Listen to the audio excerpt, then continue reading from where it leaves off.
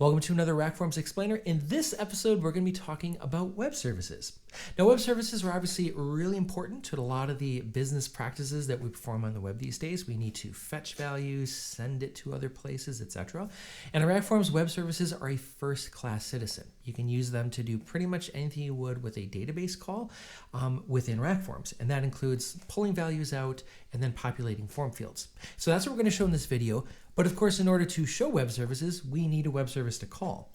And one of the really neat features in RackForms is the ability to generate your own web services.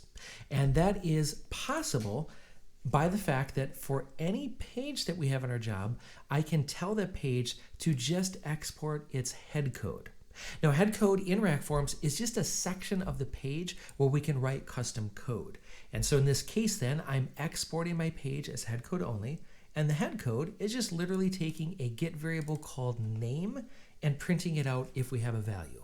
So in other words, the world's simplest web service, but this is a stand-in for any other type of web service that you might need. Just an unauthenticated way of printing out some value that you put in. Now, to actually call this web service, then, you can actually not even use a web service module. You can just run the form page, and you'll notice it's blank by default, but if I supply a name, it's just going to echo that name out right here. So this, if you haven't seen it before, is what we call a query string, and these are what we call get variables. And get variables contain a name, in this case literally the term name, and then a value, which in this case is my name. And what it's going to do is it's going to, in this case, take whatever that value is and print it back to me right here. So this, again, the world's simplest web service. But what's neat about this now is I've defined the web service in RackForms, and now I can call it using the web service module in RackForms. So obviously here we wrote a bit of custom code. In a real scenario, you probably wouldn't be writing code like this. You would just have some web service that you need to call.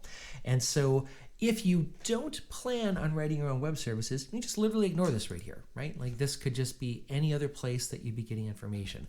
What you really care about then is the web service module. Now we can find the web service module under the form field items under web service under the network category right here. And when I add this to the page, then there's really, in this case, only two things that we need to fill out.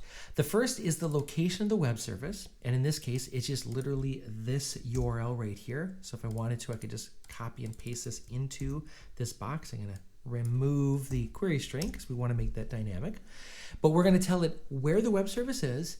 And then we're going to, in this case, pass a query string to the web service. So most of the time when you call a web service, you're probably going to be giving it some type of information, and that's what we're doing here. We're saying that our web service, as we already saw, wants a name property in its query string.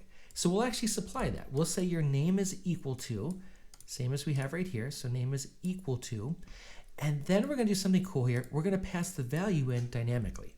Now I could hard code this. I just say name equals Matt. But I actually want to do that. I want to make the value that we pass in dynamic. And the way we do that is using the G token. So we have lots of different tokens in RackForms. In this case, the G token means get variable. And as we already saw, these are called get variables. So when I run this page, we're going to pass it in a name variable, and its value is going to equal the get query string called name that we pass in. Then after the web service runs, we're going to echo out the response in PHP parlance. That just means print it out. So we're going to print out the response, and we're going to use the response to fill in the default value for this form field right here. So let's see how this runs. So I'm going to run the job. At first, nothing shows here because, again, our web service is looking for that query string. So it wants this bit right here. So let's go ahead and give it to it. So I'll go ahead and paste my query string in. And now when I call this page, two things are going to happen. We're going to call our web service, passing in our name variable. It's going to echo out whatever my web service gave me back, and it's going to use that as the pre-population for this field. So let's try it. And there we go. So we've echoed the value out, and we've pre-populated this field. Of course, we can then add, let's say, more values to it, and we'll populate our field accordingly. So that's pretty much it. There's not a lot to it. Again, usually the hard part is just where is your web service and how do you actually call it? Do you need to pass in validation credentials, things like that? But for the most part, web services are very simple in RackForms. You just simply tell it where it is. You pass in any parameters, again, optionally. Sometimes you don't have to, but usually you do. And then you decide what you want to do with that response. Do you want to just echo it out? Do you want to process it? Do Do you want to call another web service? Or do I want to use things like pre-populating form fields?